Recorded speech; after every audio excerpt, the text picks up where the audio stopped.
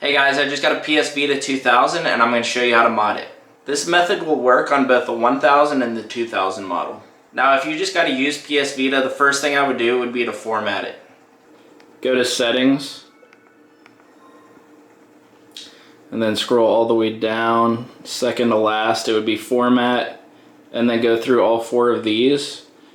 For this one, hit clear, format memory card, hit next, go through it, restore settings, hit restore, restore system, hit restore.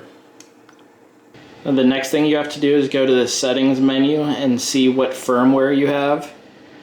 Now we want to be at 3.74, so let's see what we got. Oh, system information, and yep, I'm at 3.74. If you're anything lower than that, you need to make sure that you connect your PS Vita to your Wi-Fi and then update the firmware to 3.74. So you're going to go back to the original settings screen, go all the way up, and then go to system update and then update using Wi-Fi. Once you updated your firmware and you're connected to the Wi-Fi, go over to the browser and you're going to type in the link that's going to appear on the screen right now.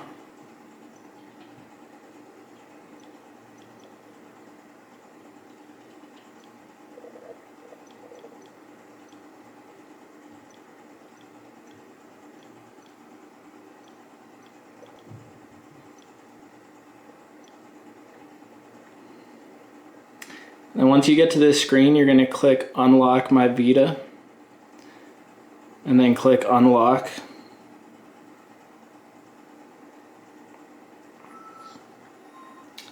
Once you get to this screen, you're going to go down to Install Henkaku and press X. Once that's downloaded, go down to Install Vita Deploy and press X.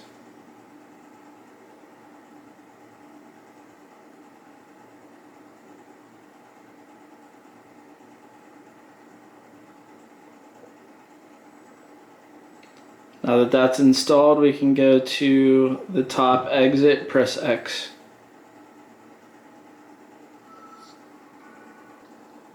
Go back to the settings application.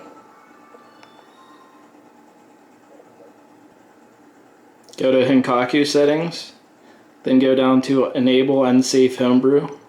Check mark that, and then get out of the settings menu. So at this point you should have Vita Deploy installed on your PS Vita. Open that up and go down to install a different OS. Then just click Quick 3.65 install. By the way, if you have a Japanese PS Vita, you're going to have to press the O button instead of X for a lot of these steps.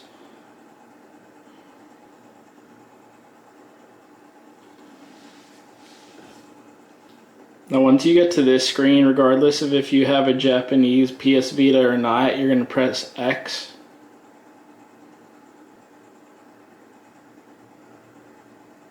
Then press X to continue.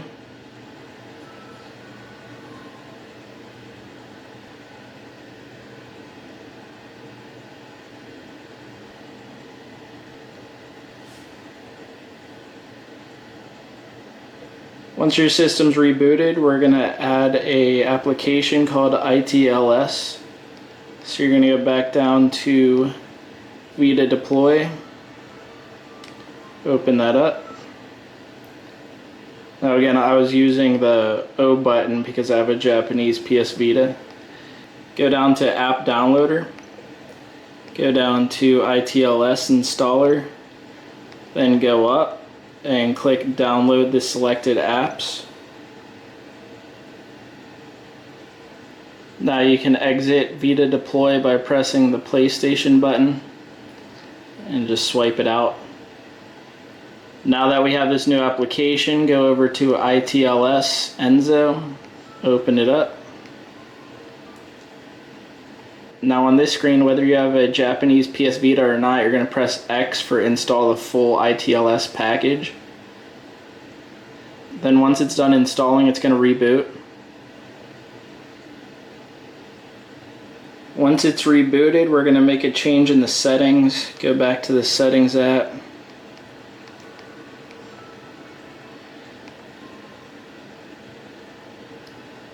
Then go down to System.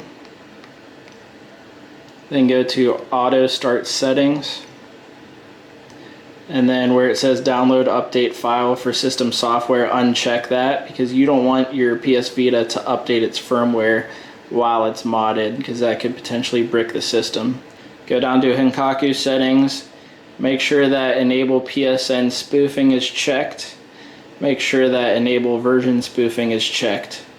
Then go down to Spoofed Version. Press O if you have a Japanese PS Vita.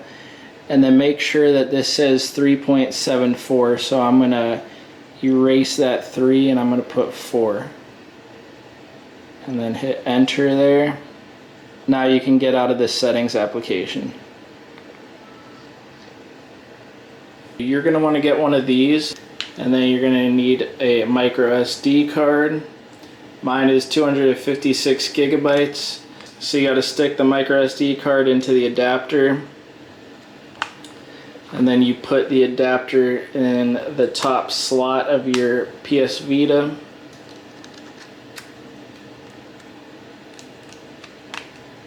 First, what we want to do is we want to format the SD card because it has to be exFAT32, and the good thing is you can do it right from your PS Vita. So go back to where Vita Deploy is.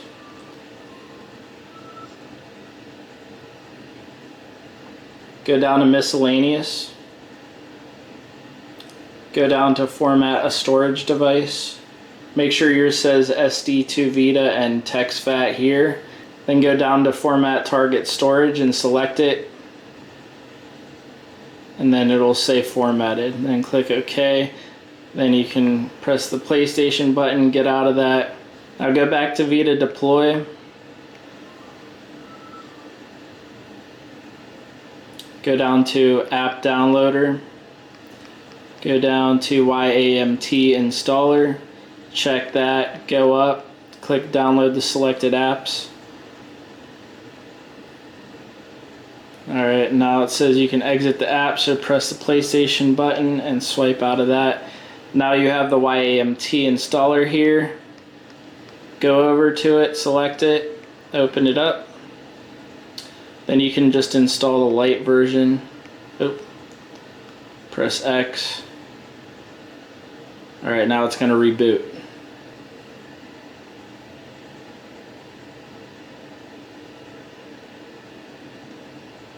Alright, once it's rebooted, you're going to go to your settings. Open that up. Go down to Devices. Go to Storage Devices. Select this check mark here next to Use YAMT. Change UMAO to SD2 Vita. Now you can get out of settings and reboot your console. Power it off, turn it back on. Go down to Vita Deploy.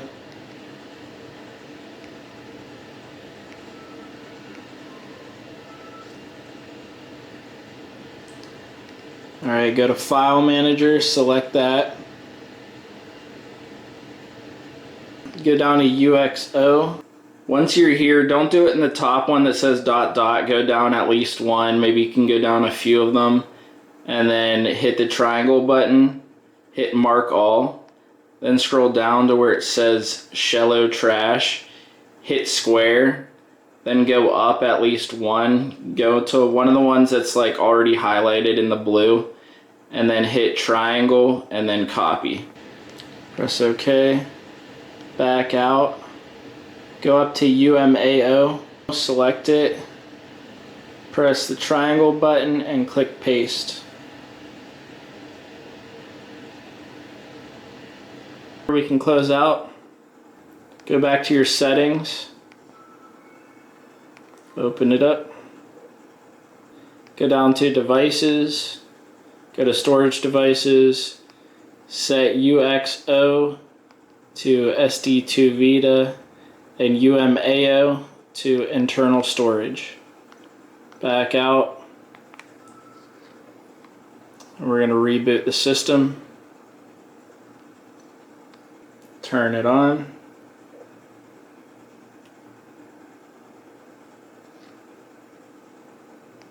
Alright, and now your PS Vita is officially modded. Now the last thing we want to do is install some essential applications that I would recommend.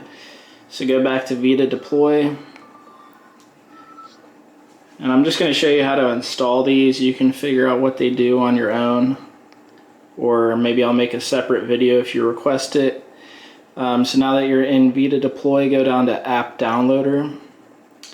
And put a check next to Vita Shell. Vita Shell is great because it enables you to put files on your PS Vita.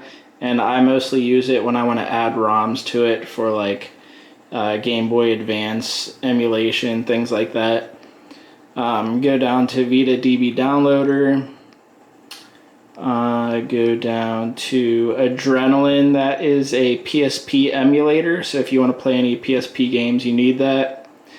PKGJ is great because you can download PSP games, PS Vita games, and PS1 games directly. And then go to Vita Save Manager, check mark that. And I think that's all we want to install, so just go up to the top and click download the selected apps.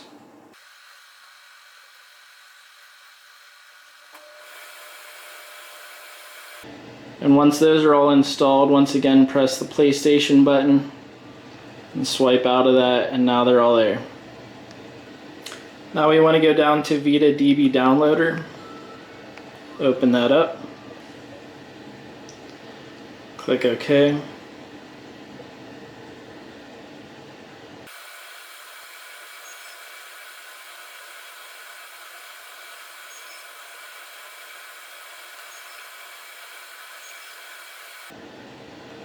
Now for this screen, I would recommend hitting yes.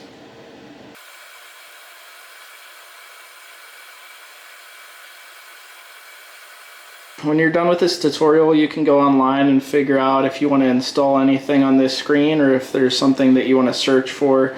There's a lot of useful things here that you can install. If you have anything installed, it might say outdated, and then you can just click to update it. So that's pretty much it, guys. Thanks for watching the video, guys. If it helped you out, please leave a like, a comment, and subscribe to my channel. I really appreciate it.